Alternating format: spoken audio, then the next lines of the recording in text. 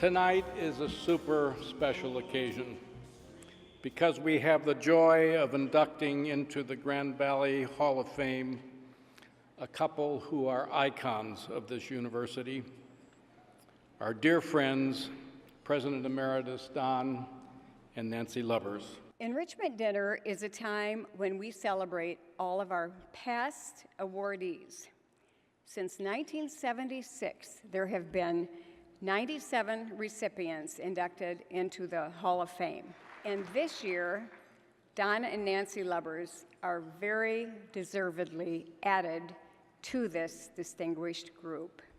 Don and Nancy set the standard for the idea of a leadership team and making our university a better place. She made it look easy, but it wasn't. Don's legacy is a tough one to follow. His legacy, though, reminds me of the Winston Churchill quote, "History will be kind to me, for I intend to write it." So tonight I am pleased to announce that Don and Nancy have made another significant financial gift to the university to establish the Don and Nancy Lubbers Opportunity Scholarship, and that this fall, the Student Services Building will be renamed the Aaron and Nancy Lubbers Student Services Center in their honor. Don led the expansion of campus ministry in many programs years ago because Don saw the need for balance in our students' lives and wanted to be sure that they could find all the resources that they needed on campus or near campus, emotionally, spiritually, physically, and academically. I'm also grateful to my parents and to role models in this community like Seymour and Esther Padnos, because they were showing us the way to work with others to get things done.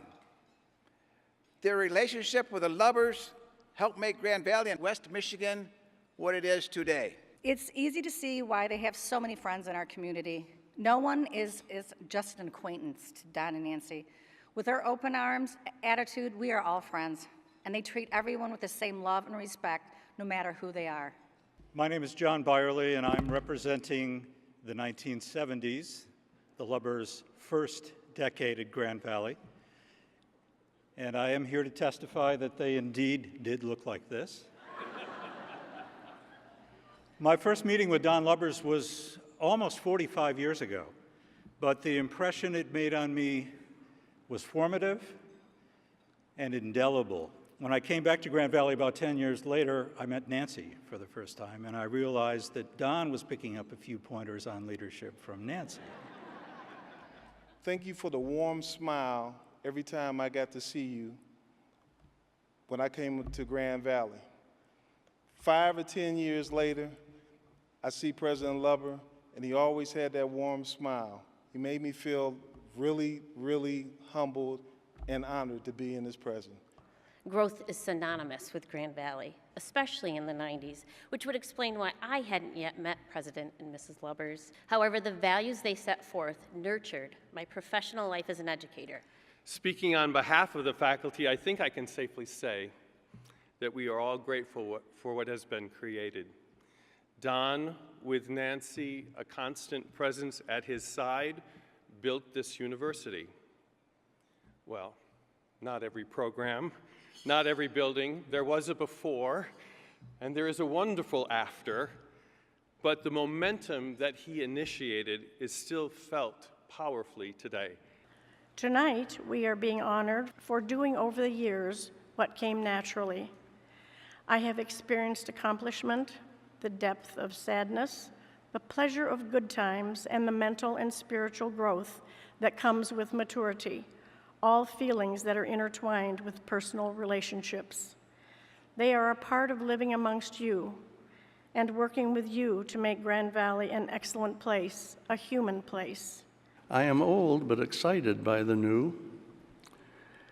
The constant in the changing environment of our university is loyalty and support, and we are asked to provide them.